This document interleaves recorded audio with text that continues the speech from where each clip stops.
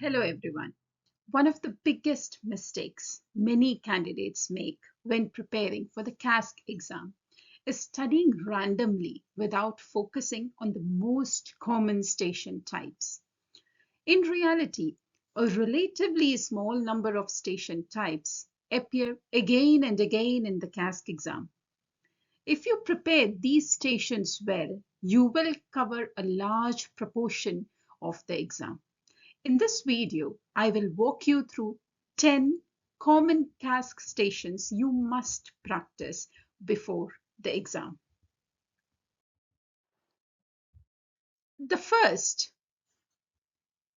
very common station is suicide risk assessment. In this station, you are usually asked to assess a patient who may be experiencing suicidal thoughts. In this case, you should explore the current suicidal thoughts, intent and plans, previous suicide attempts, protective factors, and support systems. It is important to show empathy, structure, and clear risk assessment. Examiners want to see that you can assess risk calmly and safely.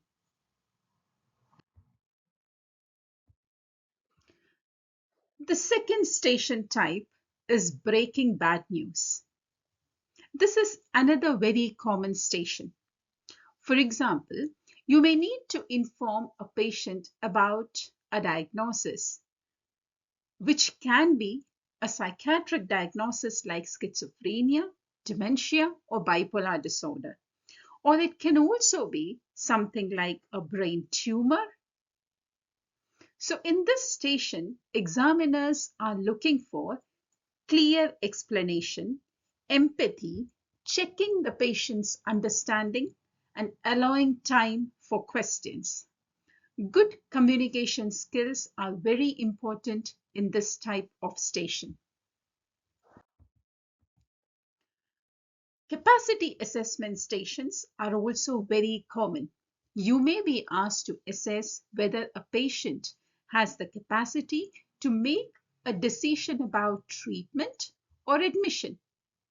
You can also have stations where you are asked to assess the financial capacity of the patient. You should assess whether the patient can understand the information, retain the information, weigh up the information, and communicate a decision. A structured approach is essential here. Cognitive assessment stations frequently appear in the exam. You may need to perform a brief cognitive screening in a patient with suspected dementia or delirium. The common areas which are assessed include orientation, memory, attention, language, executive function. You can also be asked to do a mini mental state examination, or otherwise you can be expected to do a frontal lobe examination or a temporoparietal lobe examination. You should also explain the process clearly to the patient. Another common station is explaining medication. You may be asked to explain antidepressants, the side effects associated with antidepressants, similarly, antipsychotics, depot medications, or the side effects associated, mood stabilizers in different situations, including mood stabilizers and their use in pregnancy. You should also explain why the medication is prescribed, the expected benefits, the possible side effects, and the monitoring requirements. In this station type, it is essential that you explain the most important factors related to the medication. For example,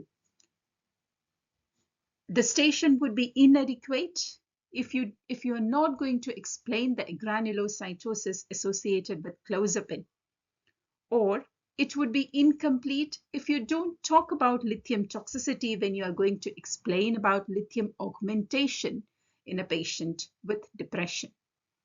Examiners want to see clear and patient-friendly explanations in this kind of stations. De-escalation and managing agitation is another common CASC station. You may be asked to speak to a patient who is angry, distressed, refusing treatment. The key skills include remaining calm in the situation, using non-threatening language, showing empathy, and offering practical solutions. Safety and professionalism are very important here. You may also be asked to take a focused psychiatric history. For example, assessing symptoms of depression. You should explore mood, sleep, appetite, energy levels, suicidal thoughts, the cognitive negative triad. A structured history demonstrates good clinical skills. Another station type involves explaining a psychiatric diagnosis. You may need to explain conditions such as depression, bipolar disorder, schizophrenia, first episode psychosis, drug-related problems, or even conditions like attention deficit hyperactivity disorder, autism, and the list goes on. The key is to explain the diagnosis in simple, clear language and avoid medical jargons. Risk assessment is another very important station type. You may need to assess the risk of harm to others. The key areas include current thoughts of harming others, past history of violence, substance use, any active stressors, and the thing that we tend to forget, protective factors. Examiners want to see a systematic and calm risk assessment. Finally, many stations involve speaking with a carer or family member. You may need to address concerns, provide information, and offer support.